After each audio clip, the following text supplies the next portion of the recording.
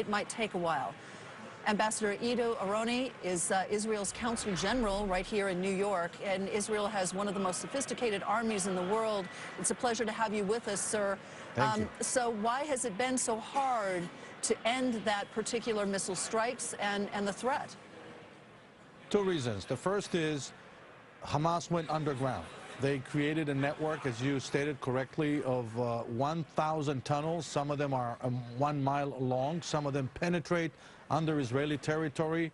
Squads of terrorists pop out of those tunnels trying to attack innocent Israeli civilians.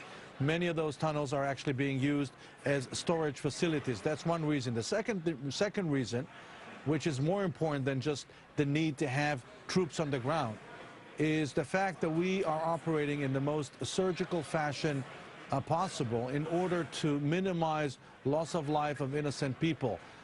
This is perhaps the most transparent military operation of late. We took the time and the energy and the resources to inform the residents of the Gaza Strip about our intention days ago. Let me turn you to another aspect of this particular conflict, and that is the financial aspect.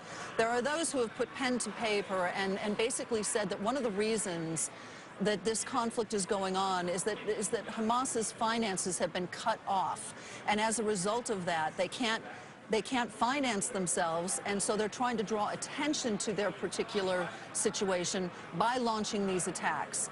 Is that a viable explanation or not?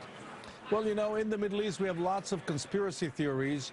I don't know the answer to your question. All I can say is this: Hamas entered this whole situation, imposed on us this escalation, perhaps out of weakness. They lost the support of Syria. They lost the attention of Iran, that is now busy with the international community. They lost their ideological twins in Egypt, the Islamic Brotherhood, and the Palestinian Authority has started to distance itself from them after they abducted and murdered brutally 3 innocent Israelis. So maybe the salary issue has something to do with it. I don't know, but I can tell you one thing for sure. Hamas hasn't changed its core ideology, which calls for the destruction of the State of Israel. Hamas is not about building a viable economy in Gaza. So what should the world do to address, if there is the financial aspect of it, what should the world do, and how long? Prime Minister Netanyahu has said that this may take a while. How long do you expect this particular conflict to go on? You're asking two different questions. The first is what needs to happen. Mahmoud Abbas, who's the leader of the Palestinian Authority, who's getting a lot of credit for advocating nonviolence, including for my own Prime Minister, Benjamin Netanyahu, he has to break the pact that he formed with Hamas. He can't speak the language of peace on one hand and then on the other form a political alliance with a terrorist organization recognized as such by the entire international community. The second thing, the other question about what can be done on the money issue. If indeed this is the case, what you described, we would expect the Palestinian Authority to use this as leverage against Hamas. At the end of the day, Hamas is viewing the Palestinian National Movement as their enemy, no less than Israel. Sir, Tyler Matheson here. Last night, your ambassador to Washington told our John Harwood that with respect to the images of killed children on a beach, that his view was that Hamas was cheering that. Do you agree with that?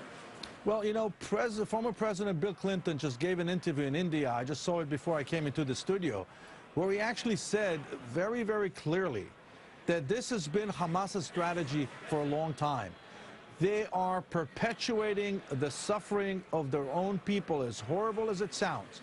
This is what they do. And why? Because of this ill-conceived notion that this may put pressure on Israel, international pressure, maybe further isolate Israel politically. Well, let me tell you, we're not impressed by this. We will do whatever we can to protect our people. 1,500 rockets in 11 days. Believe me, these are not fireworks. These are real rockets that are meant to kill real people.